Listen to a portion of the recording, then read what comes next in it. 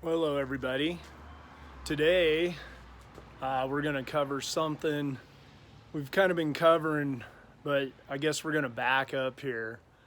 I have been covering this project of mine, the hoarder house project I call it, if you've been following me.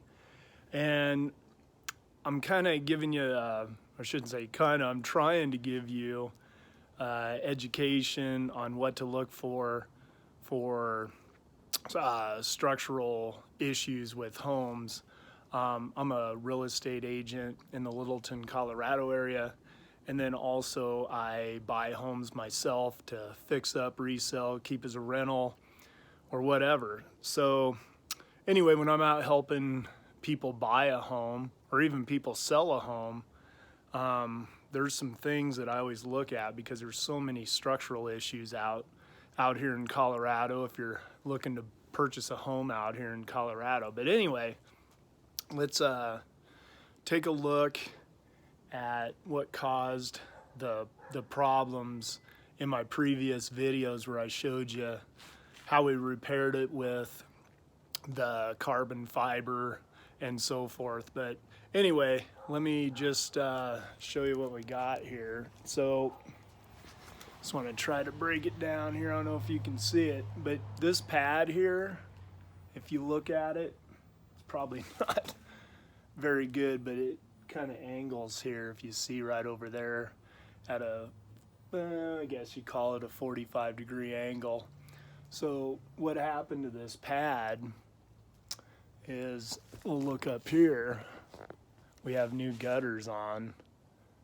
But what happened is over there on the where that downspout goes, the old gutter was dripping water and got plugged, and it ran, let's get down here, down into that corner.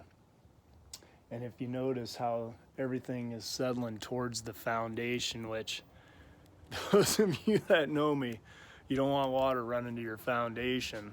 So what it did is it wrecked our pad here on the front step, causing the water to run down, and also because that wasn't draining properly, ran down the foundation and basically put a lot of pressure on the wall downstairs and pretty much cracked that wall. And so if you go look at my previous videos, if you subscribe to my YouTube channel, you can pull those up and you can see how we corrected the problem. So I guess the lesson here is, just for kind of a 101 deal, if you go to a property and you see a front step sag down, or if you see where the dirt is, I guess, basically angled towards the foundation instead of away from it, we always want to keep water away from the foundation. Don't forget my